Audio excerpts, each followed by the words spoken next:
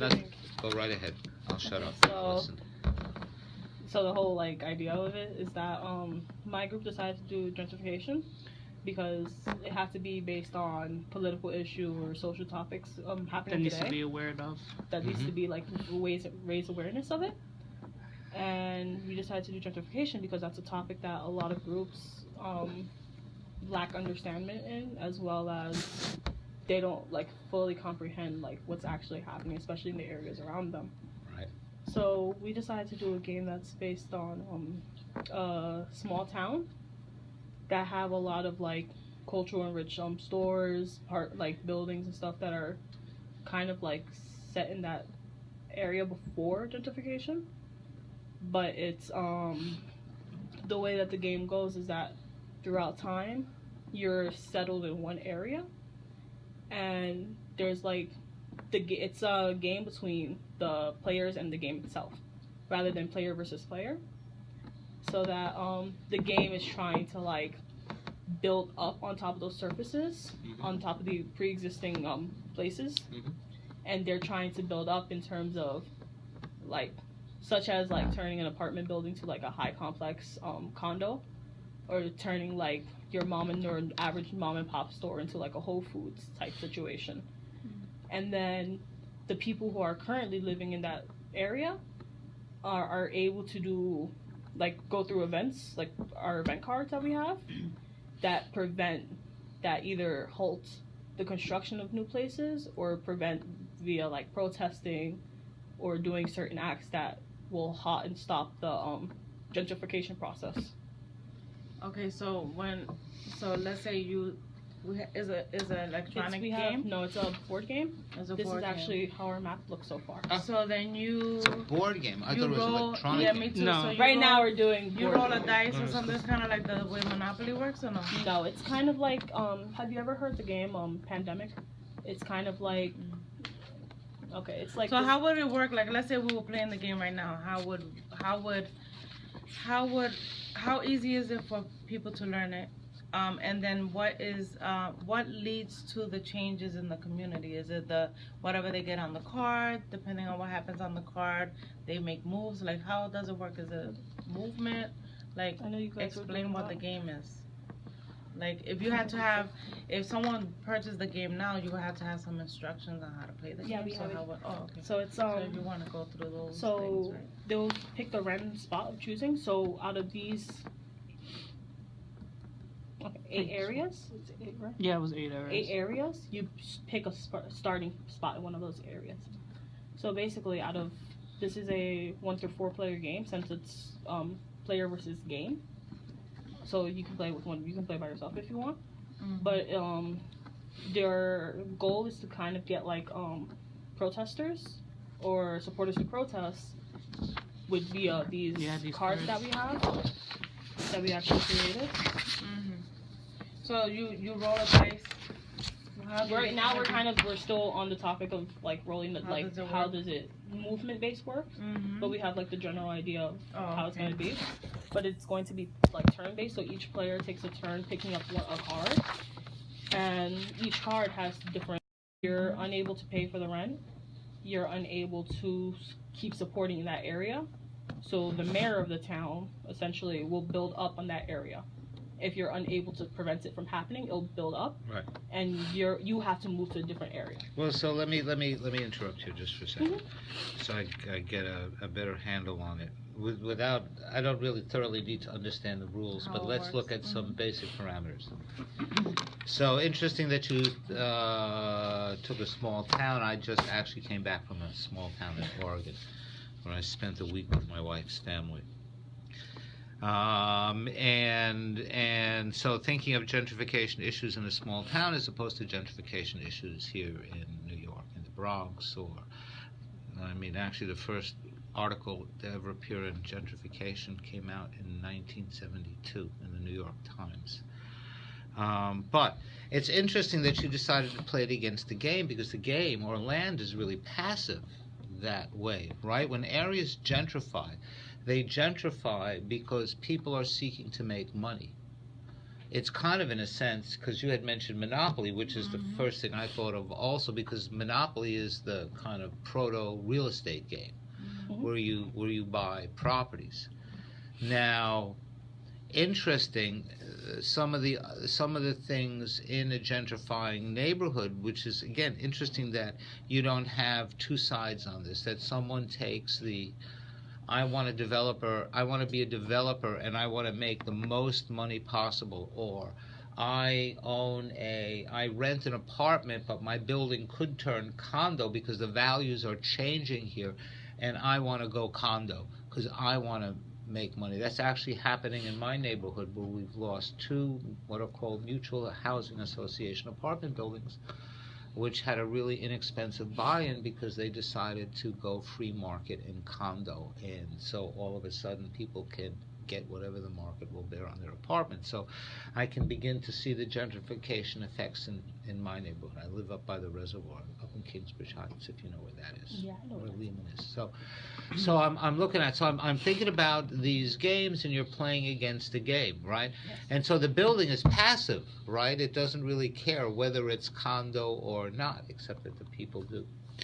So that's just, I'm just throwing that out there when you think about it. The other thing is, I think you need another card. So once a building is under construction, it is almost impossible to stop it. It doesn't matter what the protests are like. I mean, in the real world. The only buildings I've ever known to be stopped is because they actually violated zoning. There was a big test case many years ago on a building on 96th Street, which the local community group concerned about these same issues stopped, and it was found out that it was actually 2 stories taller than permitted by zoning. It was close to a 10-year lawsuit, but they had the developer knock down those 2 floors. However, in my neighborhood in Kingsbridge, we had a guy trying to develop a building, was running a real scam several months ago where they're knocking out the rock over on Fort Independence Place. But we managed to stop him because the building hadn't yet been permitted by the building department. It was under plan review.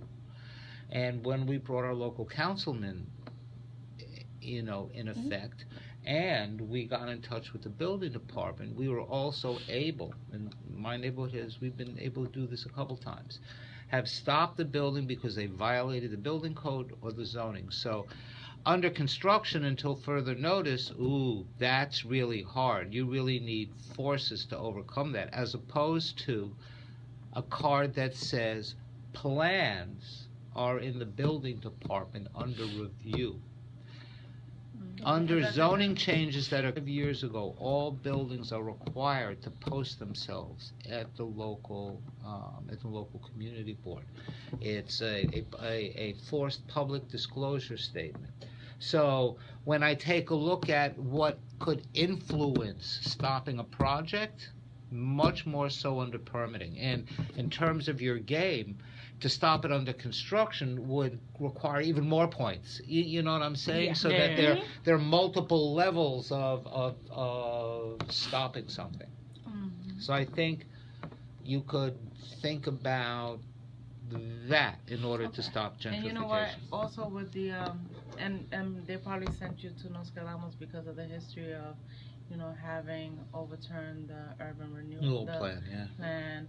But a lot of that work was because it was still in the planning process. That's right? correct. It was still in a planning process.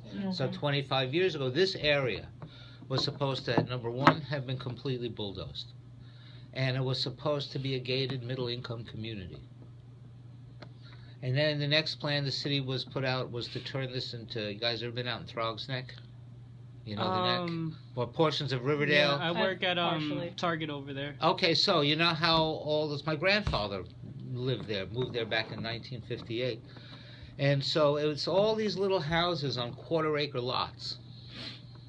This community has currently built over 1 million square feet of residential housing and close to 400,000 square feet of commercial space. Under Giuliani's plan, this would have all been like Throgs Neck development. 1 and 2 family homes on quarter-acre lots, which would have resulted in 800 units and no commercial development. And they would have stripped the zoning from the streets that allows commercial activities to occur on them. So that is kind of really bizarre kind of gentrification, but the Bronx Borough President's office stopped it, and then the folk in Los Cadamos, through a Freedom of Information Act, found that out. So we're looking at different models of what is gentrification. I think another card, so you have a rent freeze, right? So when people don't pay their rent, the economic value of the neighborhood goes down, theoretically, because they're not paying rent, and it opens up. One of the biggest problems to me with gentrification, you need another card that says big box retailer wants to come in. All right? I know, and in small town America, so I was in the town of Corvallis, Oregon, where my wife's family lives. And Corvallis is home of Oregon State University. One of the major problems in towns like Corvallis is when Walmart comes in and sets up a 60,000 square foot type warehouse store that sells everything. And all the little shops and the bookstores and the food shops that used to comprise Main Street are now sucked right out. Right. So somehow you need a card, and I don't know if you guys know this, but a couple of years ago. Right here they have a new shop is rented out and opened up a new, but it would be like a small. So it's one like thing a store. if Anna tried to gentrify because she came and opened up her own shop selling high-end goods. And it's another thing if I came in as Walmart. In many ways, we want Anna to set up her individual shop. If no one wants to buy the stuff because she's charging too much money, oh well. But how much space would a single shop take up? Well, the average size of a single shop in New York City is about a 20-foot frontage and maybe 50,000 square feet. Even that's pretty enormous. Most shops, when you think about it, are smaller than that. But a Walmart comes in, and That's all like of a taking up a whole section. block, and at the same time, because they're a national, Parking, international this and corporation, they're able to buy things and have loss leaders, driving people away from the local mom and pop stores who can't compete on a price level. So I think that's two things, because you want to encourage small entrepreneurs. Again, in my neighborhood, we have a bar, a burger and beer place on 231st Street and Albany Crescent, right off of where the number 1 train stop is. It used to be owned by a chain. The chain went out of business. It wasn't replaced by a chain because one of the kids in the neighborhood who went to school with my kid in the neighborhood bought it and opened it up. So we have a local resident bought the old bar and reopened it. So where does the money go? To the person that bought the. And where does he invest his money? In the neighborhood, because he lives in the neighborhood. So where's his bank? In the neighborhood. As opposed to Walmart that has a national headquarters in Ohio. And so that's one of the big problems with big box stores. The money that they earn and they pay their workers minimum wage goes to another place. Whereas a Bronx-based business banks in the Bronx, hires in the Bronx, right, invests its money in the Bronx. So whenever they make a profit, it goes into a local bank. It doesn't go to Ohio. The taxes that they pay are paid here in the Bronx and in the city of New York. So when you think of your cards, because you want to support local retailers and you want to fight against big boxes that way, that would tend to gentrify and change the nature. Like the IKEA, when the IKEA came to Brooklyn. Right. And Red Hook, that was a big deal. Big fight. When, even when, IKEA over there. Yeah, they brought an IKEA to Brooklyn, and then Walmart always wants to be like in a lot of. But they managed to defeat the Walmart. The IKEA is there, and in a way, IKEA doesn't really compete as Walmart competes with much more local stuff. So again, something for you guys to think about, because if real estate is passive, right, you look for two things, I think, in this game of gentrification. How do you support local businesses and local culture? How do you prevent big boxes from coming in, right? And then I see you've already addressed the issues of building going condo as opposed to remaining affordable. I mean, how you fight that battle in your game is a question I don't know. However, I do know one of the big models is. But one of the things that you could incorporate in that thing, Like, let's say if you incorporate, because one of the issues with the buildings that the affordable housing, is that if you don't have a developer who cares about the community, once the tax credits that Yeah. make them affordable go, they can decide to make it market rate, which would be part of a game that maybe you want to consider, because that will be certain fights that people will be involved in order to prevent that from happening. So instead of it being condo, right? Because it might not be condo, but it might just be, the rents might be just too high for the surrounding community. And then once one building goes that route, it opens the doors for other developers to go the same say, way. Hey, yeah, look at the maybe we market. should do it too, because they did it. So Once a stuff like building that. goes condo, once a building changes hands like that, whenever you develop or do something, you need a loan from a bank, right? Because these things cost hundreds of thousands, if not millions of dollars. And what the banks do is they'll do an appraisal of the neighborhood. And if they see rising values, they're more likely to invest as opposed to lowering values. It gets even more complicated because of government subsidies. However, I think to get back, when I look at your community support card, one of your allies is, what does community support mean? Well, what maintains affordability and a fight for affordability, anti-gentrification here in Melrose, is that the nonprofit, in this case Nos Ganamos, but there are other nonprofits like Banana Kelly, out over to the Wedco, is that these nonprofits, they don't have the same profit motive to turn the building, right? As long as the building generates enough income to pay for fuel and electricity and for the annual repairs, the nonprofit, because they're not profit oriented, is, and they're also a local presence, is more inclined to keep the building affordable. And because they're a nonprofit, they are open to money through foundations with for-profits aren't. So one of the ally cards that you need here that grows out of community support and rent freeze is the Community Development Corporation card, the CDC, as opposed to the enemy card that you might have, which is the high-end developer. Sometimes, as it happened at Melrose, the community development, the nonprofit, and the for-profit actually erect a deal together and then negotiate affordability levels, right? So I'm still looking at your land as passive because the land isn't doing anything. But in any gentrification model, you have competing forces. And from what I see, that I didn't kind of see that. Yeah, so with in this card of the local business, then the enemy card would be like the Walmart or the big Right. box, and then for the lack of for the rent freeze and this, you will have the community organization as the good side, Right. which could also turn into the bad side. It could, I mean, different 'Cause things, you but could you, have like a yeah, you can have a Sobros. Sobro, or what happened to Banana Kelly, yeah. or even what happened here at one Where they time, start, where you know. leadership is corrupt. I think that's another new. That's not in the beta version of your game. Though. That's the gamma version of your game when you really get this sucker going. But yes, because there are all kinds of influences. But just thinking of the basics. So you're right. Lack of awareness and support, right? And so lack of awareness and support is put out. So for instance, and Edwin and I were just having this conversation. How do you generate awareness and support? Well, you do it by organizing, right? But how do people find out about this stuff? Again, I think your Community Development Corporation card comes into play, but also local newspapers.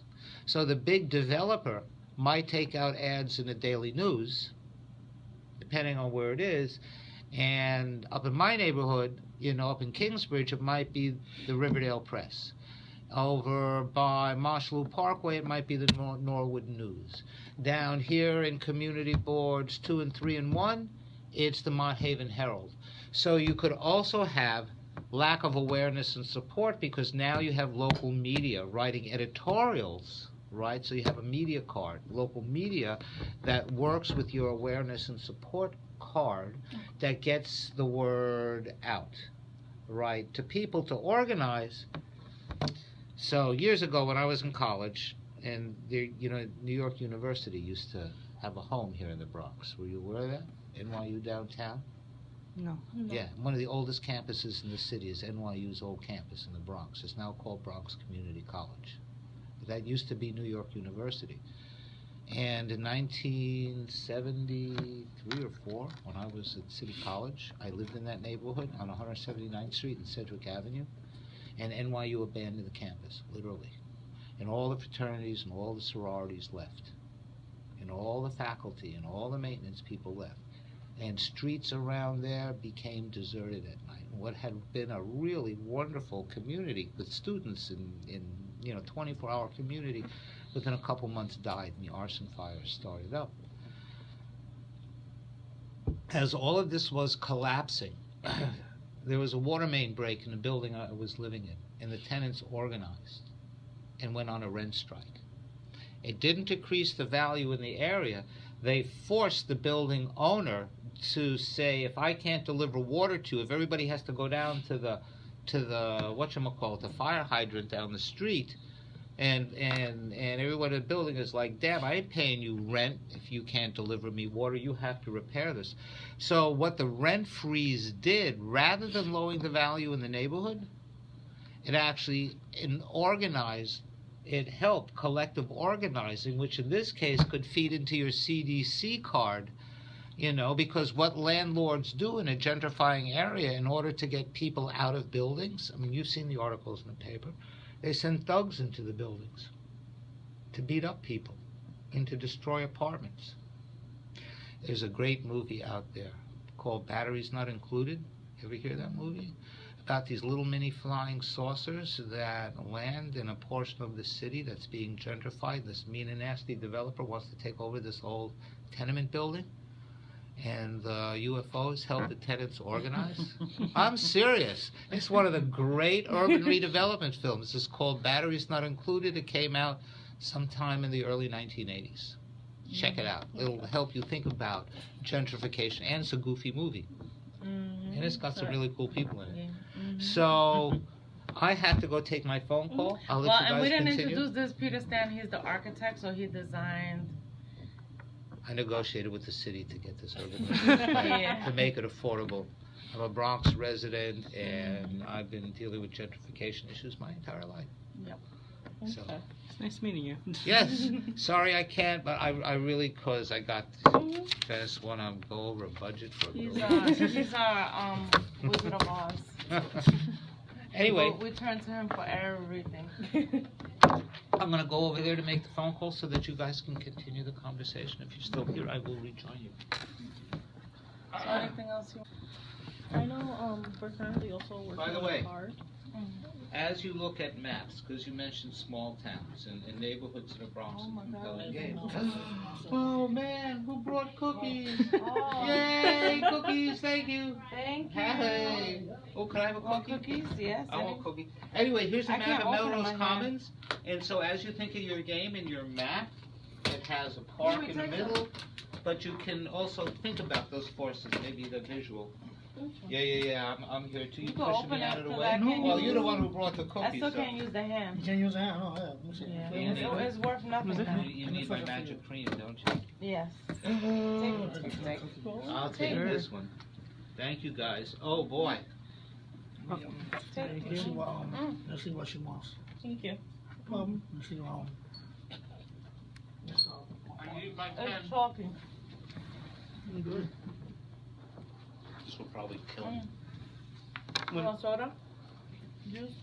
I'm fine. No, we're fine. Thank you, though. That'd be the ultimate head rush. The soda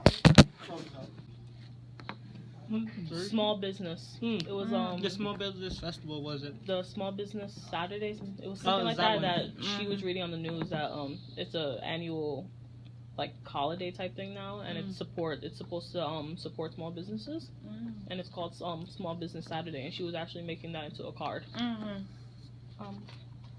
I know I have more stuff in our thing. Maybe you can pull up the. Yeah, I'm trying to pull Because it I'm up. recording, so it's just.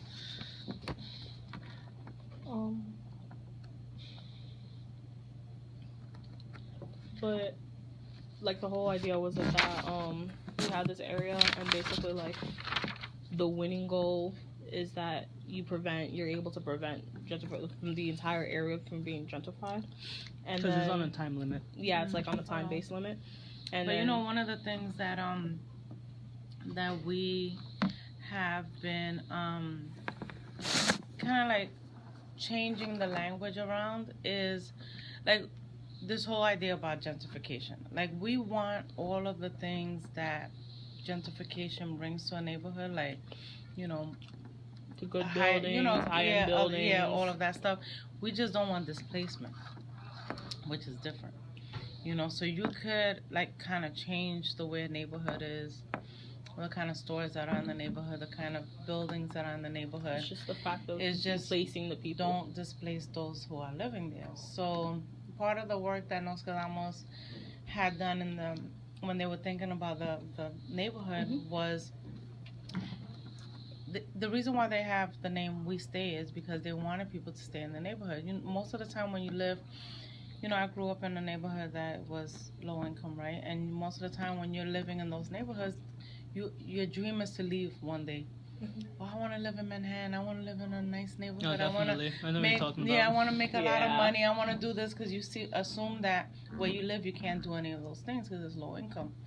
But when we thought about a neighborhood, the founder of the organization, when they thought about this neighborhood, the reason why they added small business opportunities, home ownership opportunities, housing, and different things is because there has to be like the end game, like the winning neighborhood would be a neighborhood where everyone from all income levels could live in the same place, and is a rich neighborhood in the sense that, let's say if there's a small business owner who lives in the neighborhood and now they're hiring locally and you can make money and there's ways that you could have upward mobility in a neighborhood, then that's a successful neighborhood where if your income has not gotten to a level, you can still live in the same neighborhood of someone who has like 6 figures.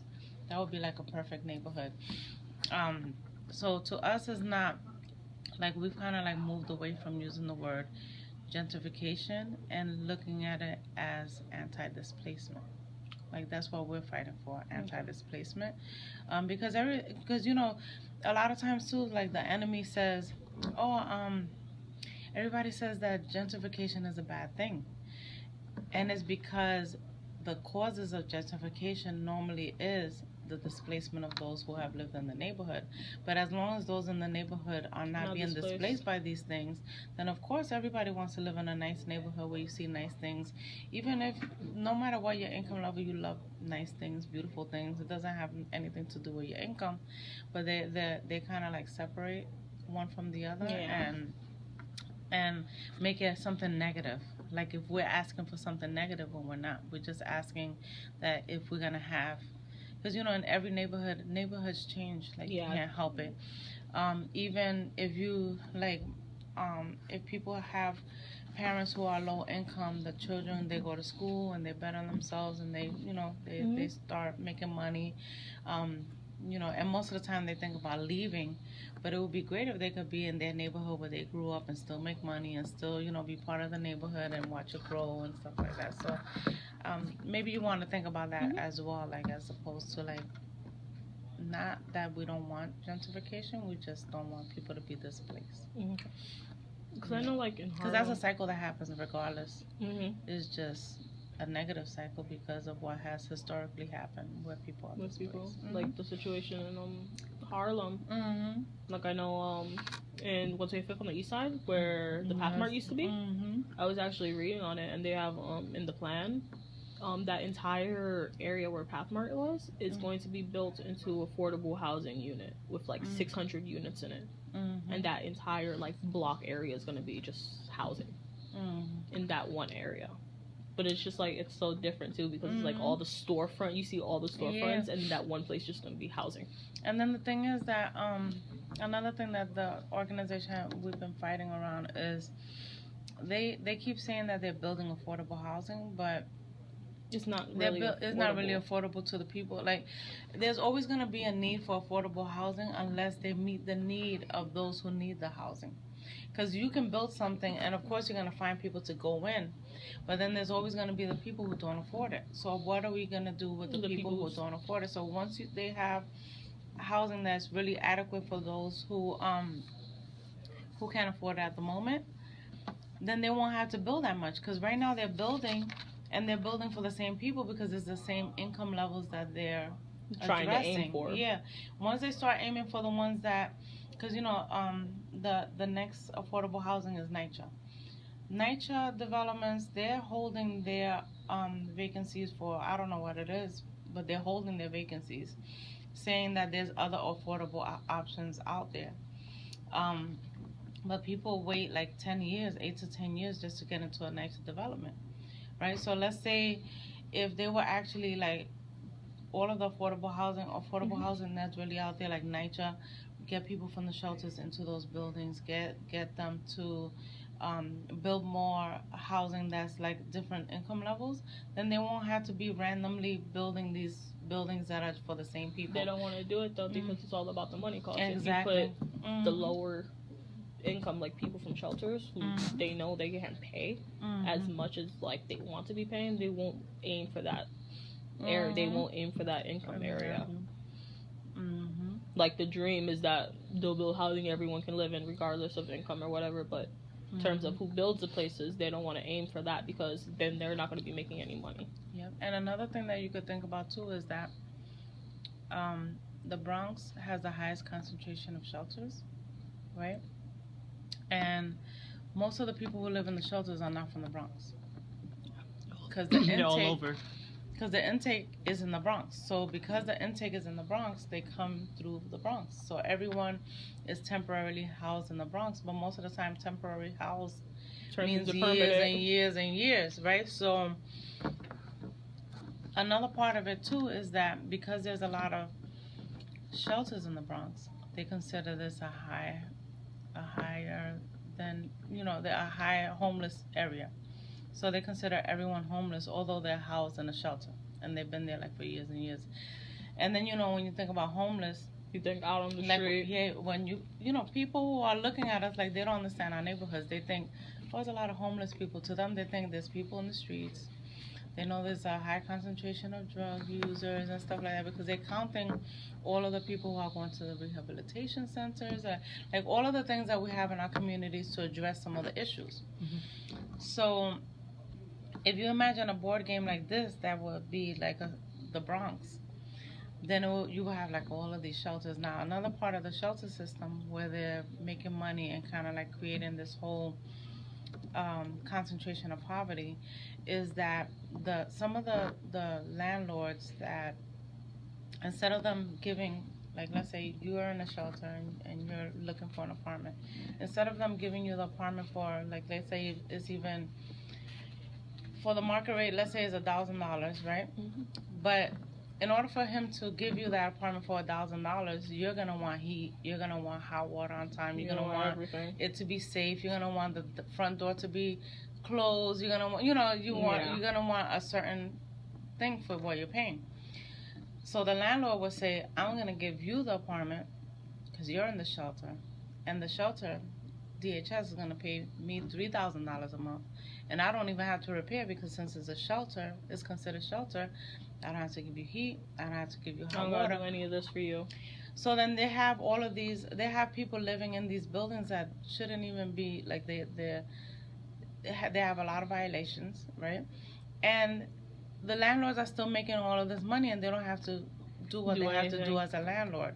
So then, by the Department of Homeless Services doing this, they're creating more poverty, and them saying it's okay to live in certain conditions, and then it makes it bad for us in our neighborhoods because it makes it seem like, oh, look at all of these ugly buildings, look at all these buildings that are not up to par, but yet the landlord is getting a whole bunch of money that he could have the building looking way better than what it does.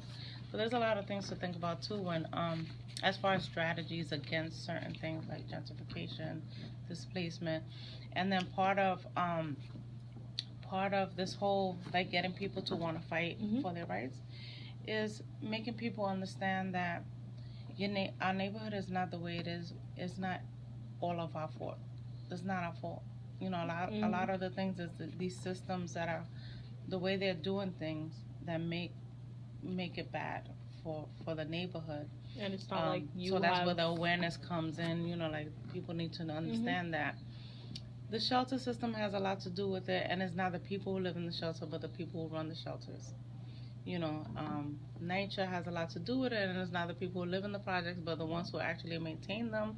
And, you know, so there's a lot of awareness that needs to happen in order for people to understand that this is a much larger picture than what, you know, they see on a day-to-day. You know, so that's all I don't know what else you needed for that.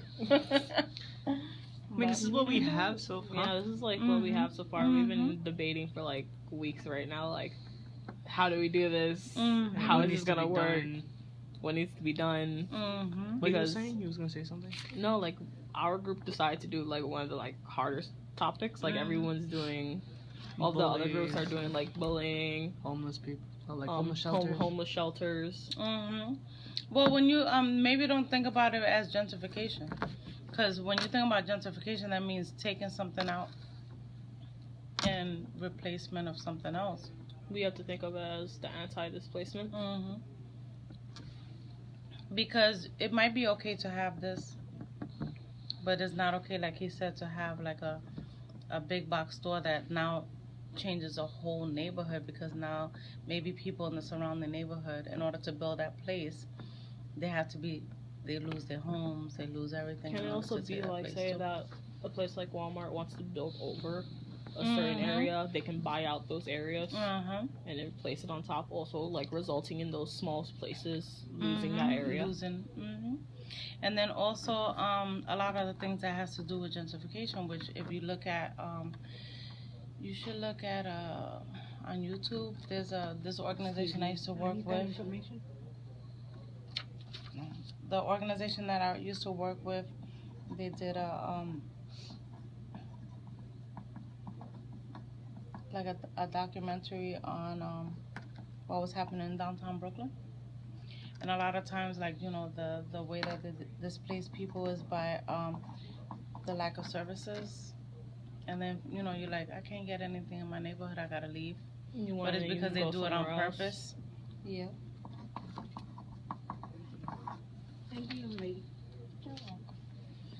So those are strategies that can be part of your game.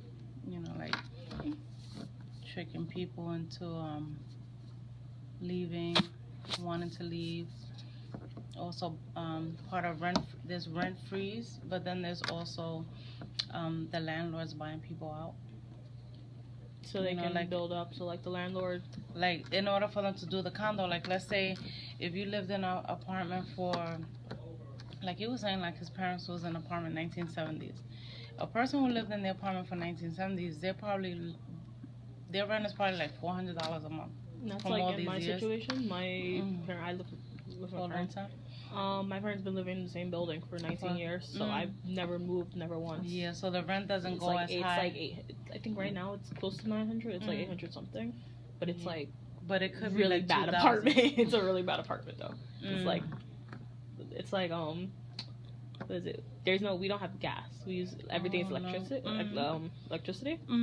Because they cut off our gas like 8-9 years ago. Oh my goodness. So the entire building doesn't have gas. We rely on electricity. So you have an electric stove? We have an electric stove. Oh, okay. But because of that, we don't get a lot of hot water on time. We don't get heat on time. The landlords and the supers are really useless. Because my building gets brought out by different landlords like every few months. Someone new buys the building.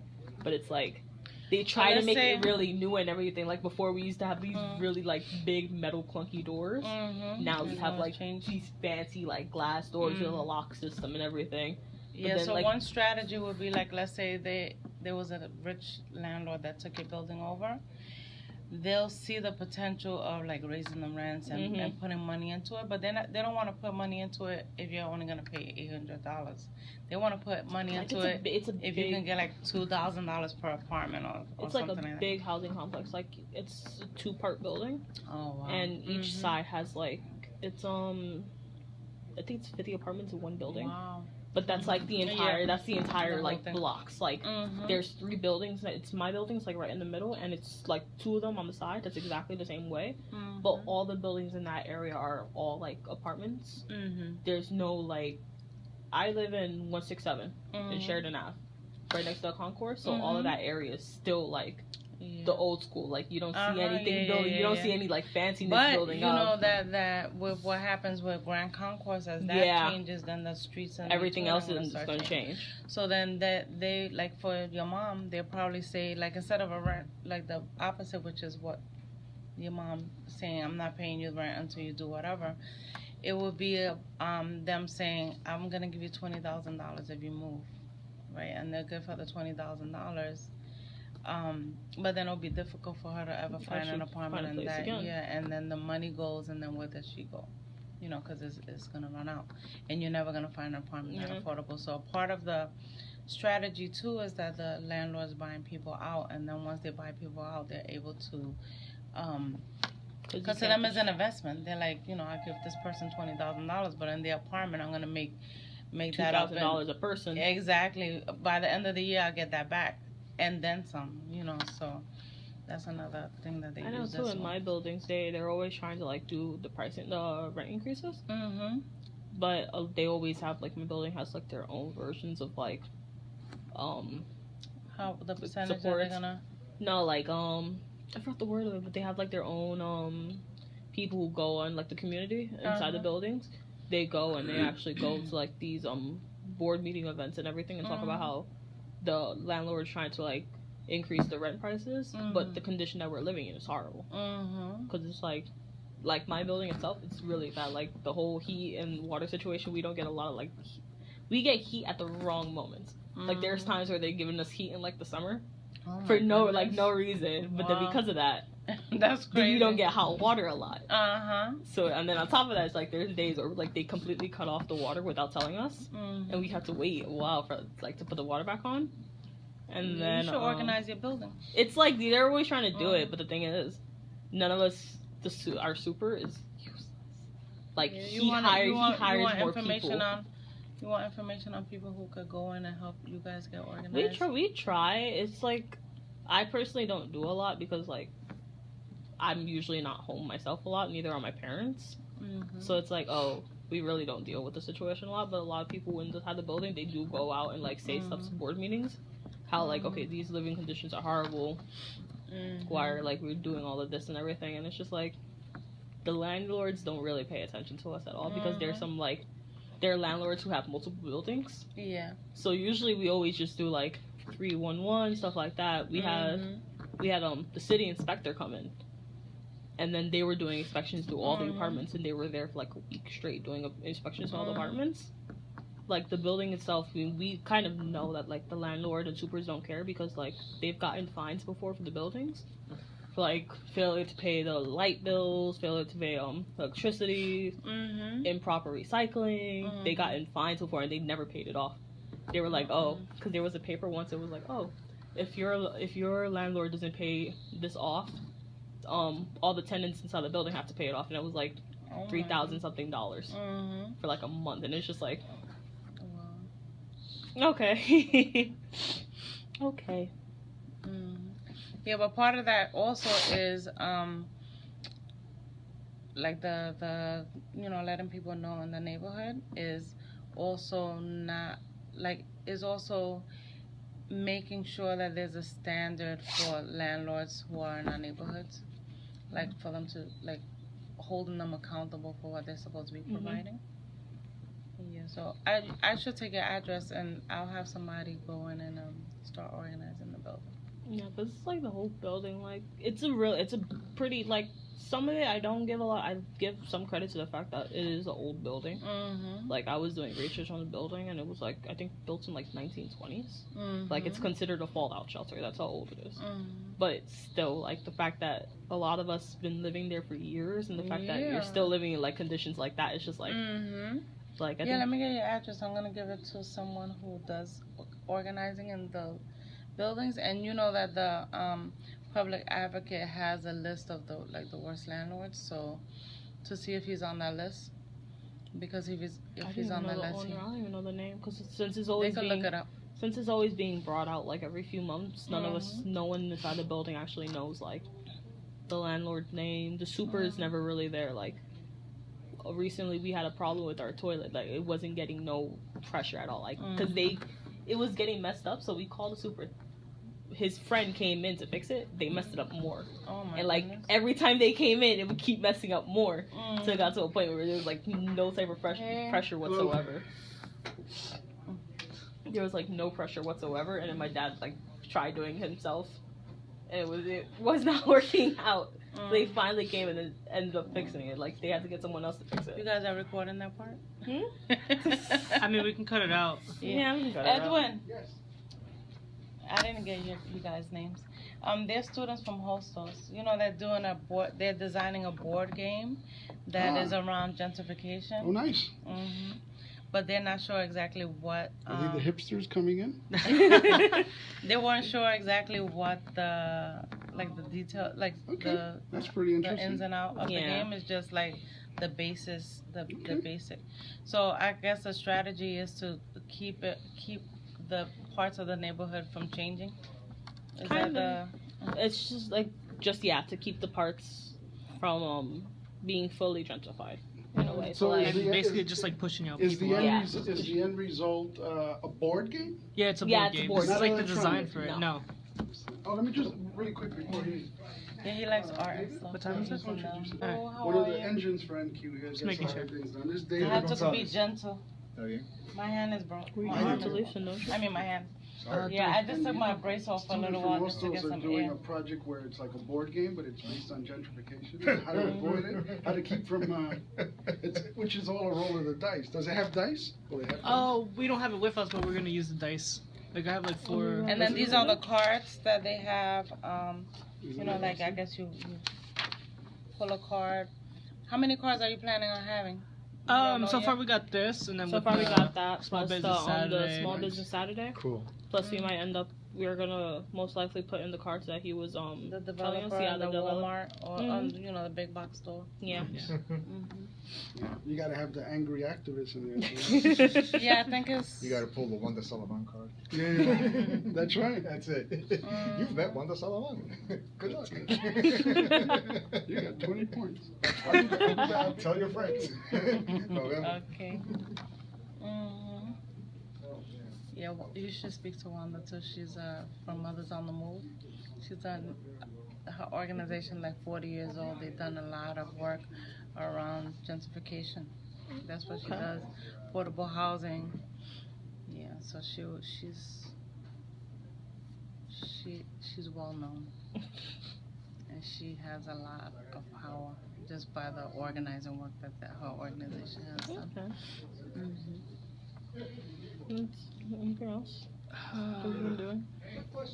That's about it. Like we was going to use Persona cards, but then we scrapped that out. Yeah, like our this has currently gone through like 7 different variations. Yeah, it started off as like 4 sections: Bronx, Manhattan, Queens, and Brooklyn, and then it turned into like some medieval stuff. And Yeah, then it was now this is what we have. a like Mm-hmm. roller coaster of like different types.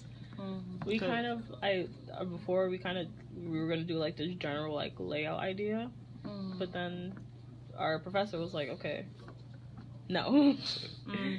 So I was thinking I was the one who came up with the whole like the 4 boroughs, and we do like a tile type system, and like there would be a 4-player game, and each person picks a borough, and the goal was to basically gentrify the borough that you picked before everyone else can. But there was gonna be like underlying like signals and stuff that show like, okay, this is what you're actually doing to the places. This is not what this is not what you should be doing. Okay, this is how this is wrong, and this is how you're not supposed to like. This isn't like the best of ideas for people to be doing, especially with the whole gentrifying. Like, the whole premise of the game was gonna be you're moving the people out in order to build up, and it was gonna be the whole. This is like the best of ideas you should be doing type thing. And you know what I would think that when you think about Like, I would think that a successful, like the mastermind in the game, like the winner, it would be someone who can create a neighborhood where everyone can live, but it has everything that you will have even if you were gentrifying it. So it will still have like an area like kind of like Harlem, like where Whole Foods is at. How they have the small mom and pop shops, but they also have Whole Foods and everything. But then they still have like the projects and condos right next to each other. Mm-hmm. Like currently, right now, how it is. Mm-hmm. But then there's always a The money in order aspect for of the it. money aspect. Like the only thing that keeps people separate is money. Either you have or you don't have money. That's how it is. So part of a viable neighborhood always has to be economic development and economic opportunities for people who live there, so that their income is increasing as the demands for money increases. So that's one of the issues with like minimum wage. Like people say that they can't live on the minimum wage because the rents are going up, and then the rents go up all the time, and your income doesn't go up with the rent. But if they were like, I'll be screwed if that happens. Because I work at Target and we get like $12 an hour. Same thing with me. And then at the end of this year, we're getting $13.50 an hour. But Yeah, the thing But is, it takes a whole year. It takes a whole year. But the thing that people are like not understanding is the fact that they're Stuff bumping goes up up. your minimum wage, but because of that, the stuff is going to go up either way. So you're asking for like $15 an hour, but you're failing to realize that your rent or whatever you're trying to pay for is not going to stay the same as it is now. Like I work in McDonald's, and you can clearly see the prices of everything are slowly going up. Like the price of a Big Mac meal when I first started working was I like remember it was like something. Big Mac meal was like $7.30 something. Now it's like $50 something. It's close to $9. And it's just like, this is what you guys are getting for wanting $15 an hour. It's not gonna change. No, but then that shouldn't be a consequence. It's not a consequence, but it's like, I understand you want like the $15 an hour, but if you get $15 an hour, everything else is just also gonna go up. Instead of fighting for $15 an hour, fight for lowering rent rather than fighting for $15 But it's never gonna go up. I mean, the rent is never gonna go down. No, but rather it's than always gonna not go up every year. Yeah, it goes up every year automatically because of the rent guidelines board. They decide what percentage it goes up, but it's always automatic. It has to go up. You can't So stop isn't the that. percentage at like You can't stop it. One year we were able to stop because we were part of that. We're always part of those that fight. One year we were able to get for a 1 year lease no increase, and like 2% increase for a 2 year lease. But this year I think it was like 4% increase. So it goes up every year. It goes up every single year. I think in my building that's how it is because they were fighting for the whole rent freeze. But I think now that in my building they haven't increased the rent because I have a 2 year lease, so they haven't really increased the rent as much. Like you can see it's like $20, like $20 extra every year. Because that's the percentage that went up, but it is if they wanted to, they could do 17%. They can go because you see with the rent guidelines board, they have a certain amount of people on the board that are renters and a certain amount that are landlords, and the landlords want higher increases, but the renters they fight with each other, and then we have community presence at these hearings, so that's what keeps it from, and because the mayor is cool about it, but hello. Can I interrupt you for like 2 seconds? And I'm right here. No, quédate aquí. Sarai Concepcion, I gave her your number. She's gonna call you. I told her about what you're doing with. He also works with them around, community engagement and awareness of like these issues, because they're trying to do this board game, but making people aware of the issues as well. So every move you make sure you don't do this because it might cause that. So. I take my hat off to you because it's really an important thing. We designed a T-shirt that says that gentrification is not urban renewal; it's urban genocide. So and we believe in that. And I don't feel, but I just want to connect you guys. And if you need a space and you want, and maybe you know young people who want to plug in.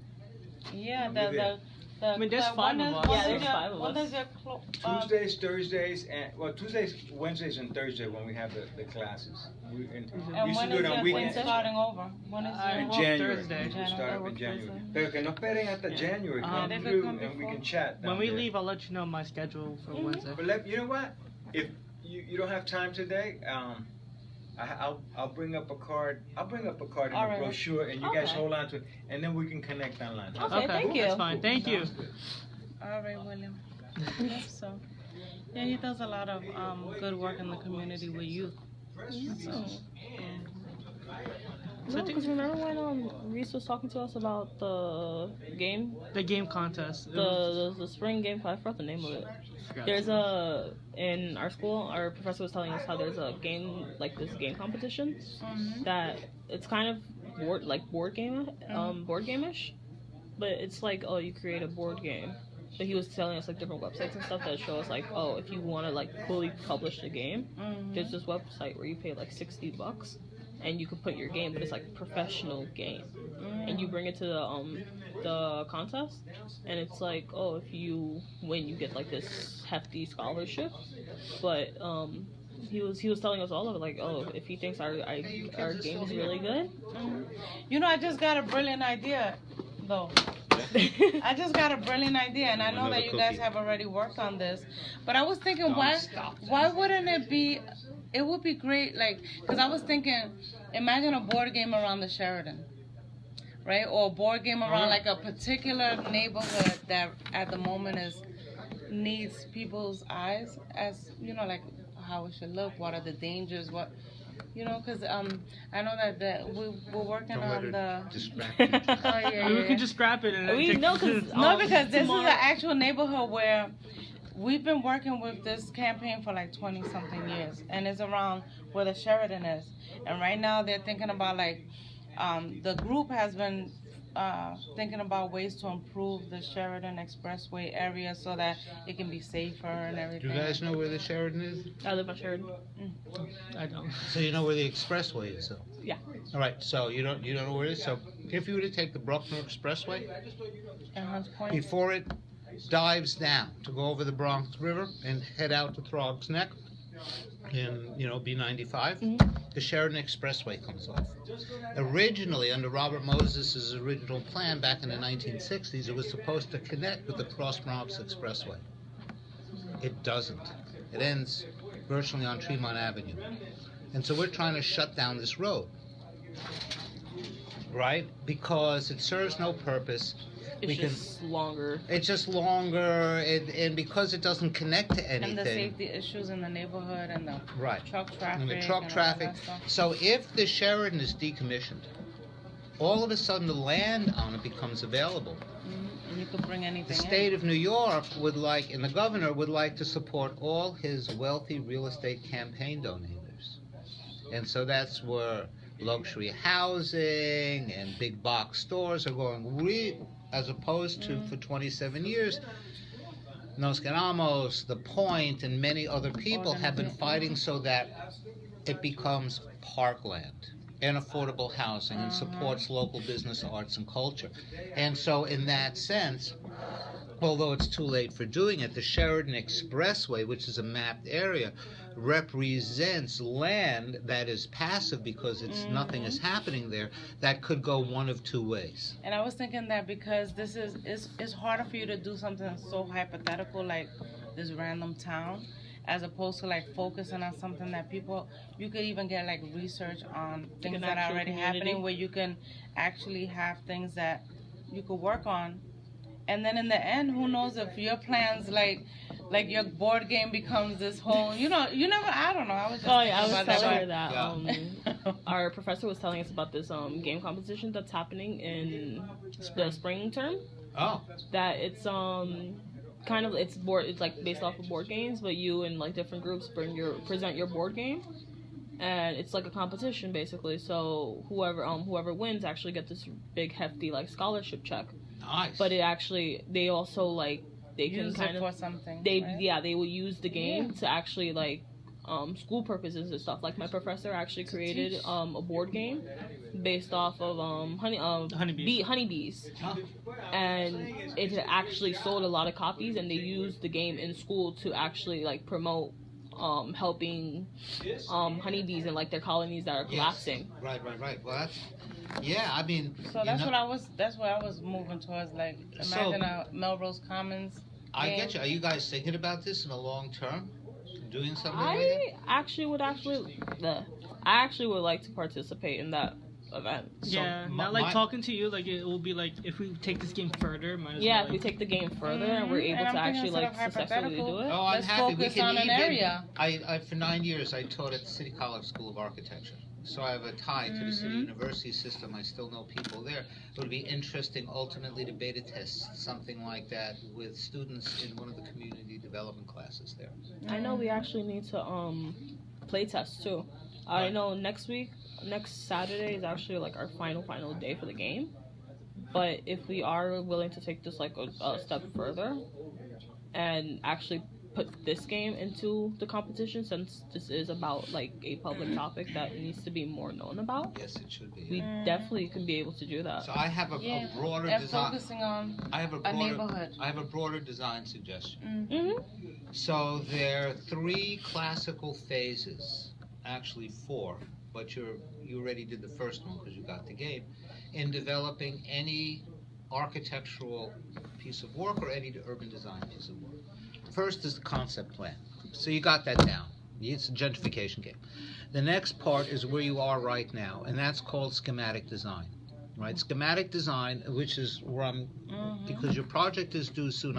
I think you should work with some of the issues we've identified here, just to kind of look at, the different forces that you have aligned. Big box versus local retailer, development versus private development versus community development corporation, et cetera, and based on these issues. The next level that you would take it, because the bottom line is to get into class, show them this is a beta tested product that you're looking to take up another couple of stages. As a former professor at the School of Architecture, we like to see that things are dead-ended, that you're thinking about the future and about the next steps you can take. So after the schematic plan happens, you then move into design development. And what that would mean to me, and what you might indicate on your thesis to your professor, is that even though you've picked and determined that this is a small town, you're actually thinking of small towns and neighborhoods in the Bronx have a lot of similar characteristics.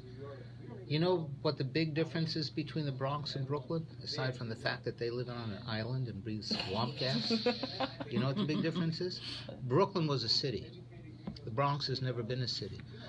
The Bronx has all these amazing neighborhoods because there were small villages that grew together over the last 200 years, which is why all of our different communities have our own little main streets. And when I was a kid, it was even more apparent because all the different neighborhoods had their own movie theaters and bowling alleys.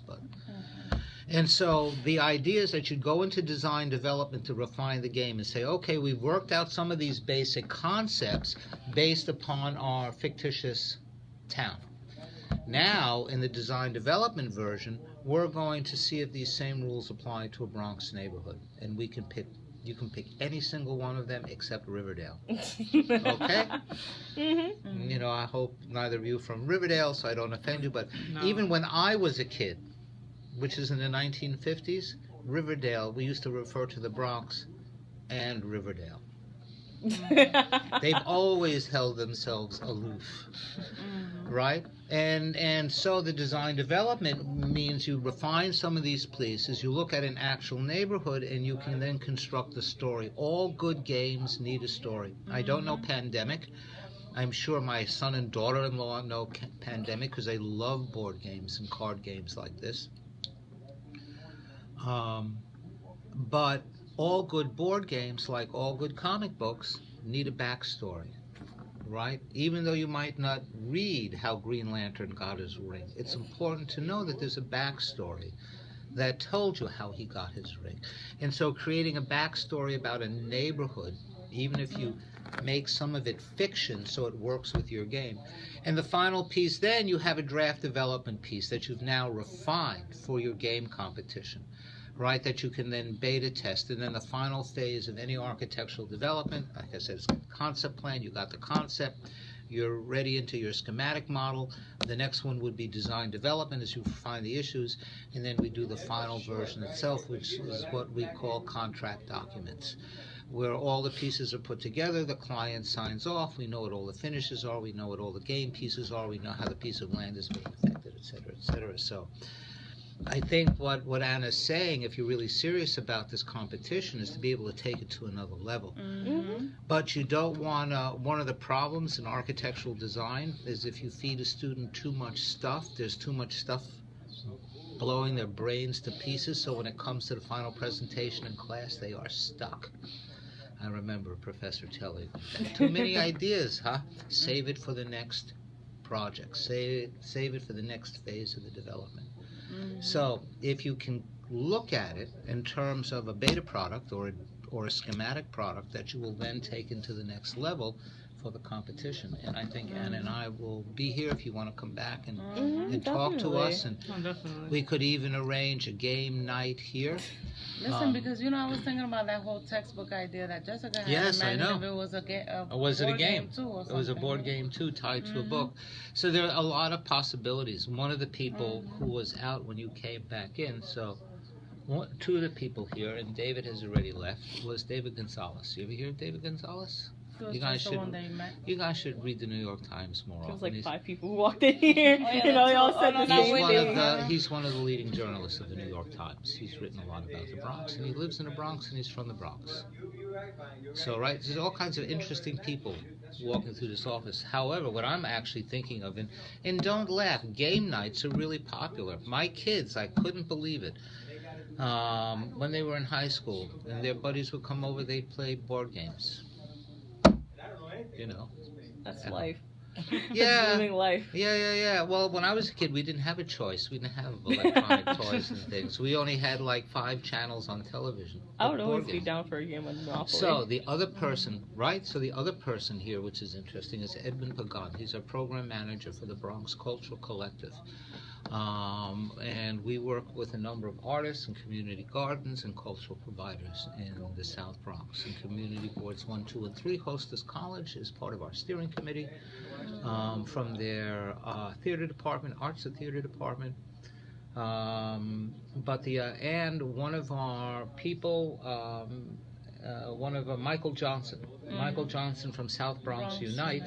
And from the New York Community Land Trust Initiative, those guys put a game together on Community Land Trust, also a board game, which is also based on neighborhood. I was thinking about it, but you're working specifically on gentrification. And the biggest fight, in a sense, that an urban designer, a planner, has, and it deals with every day, is you want a balance, right? Like you want to be able to well, buy a decent bottle of wine, go out to a decent place to eat, but at the same time, you want to have an affordable place to live. And when I go to the grocery stores over on Broadway, where I live, although it's changing, those personal relationships with the people in the stores, because we're at that scale, I don't want to lose them to big box stores. I don't want to lose the bakery. I don't want some kind of national. Well, before you used to have like the shoemaker. Right. You could go take a shoe to the shoe repair and all. Right. So I think overall, looking at the United States as a whole, this is a really big issue. Your generation and the generation slightly before you, it's really interesting statistically. When we were growing up, people were leaving the cities and they were flowing into the suburbs, and everyone wanted a car. What is changing now is for the past 5 to 10 years, a significant number of young people, artists, recent college graduates, are moving to places like Tulsa, Oklahoma, Detroit, Michigan, smaller American cities, Indianapolis, Indiana, St. Louis, Missouri, because they're still affordable to live in. When I bought a house in the Bronx 30 years ago, they were almost giving it to me because no one was buying property then, and the banks had redlined it.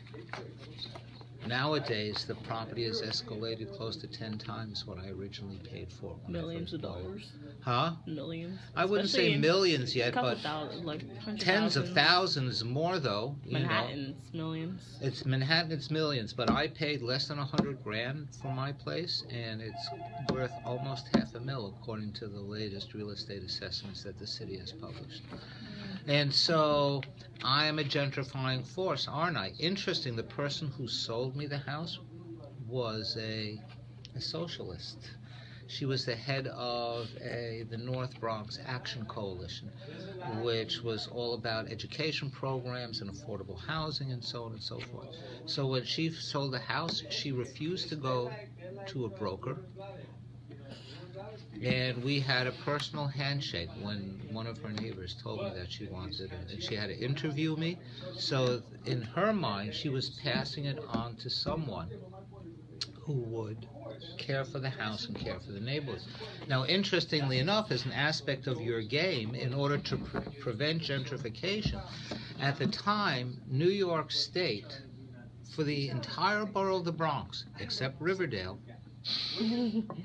because they want to encourage people to buy property, offered a mortgage that was 3 points. In other words, if interest at the time was 11%. Today it's 4% on a mortgage loan. Back then it was 11%. The state gave me a loan, underwrote a loan at 8%. Right? So that 3% is thousands of dollars less. And I only had to make a 5% down payment, not the 10 to 20% that is required in most real estate transactions, right? So in order to prevent gentrification, the other card that you don't have is government support, where the government is willing to step in to encourage. And I also had to sign a deal, and that's the other part of the story, where I could not sell my property for 5 years. I wasn't even allowed to rent it out. I had to live in it, because the idea was the state is if they're going to support someone to buy a home, it is in the interest of the state that it not become a speculative property, that its value is preserved, but the person becomes part of the neighborhood in order to promote community development. So if I think about your game and I look at the rent freeze card, where is the countervailing card for government support program to keep you in your home? You just have to agree to live there for 5 years as part of the deal, and you get low interest. So that's another aspect of this that I'm thinking of as another one of your cards as you balance all of this out. Okay. I'm making them nuts I now. know, They're McCoy. begging So to that's leave, no right? information. No, I'm on a strict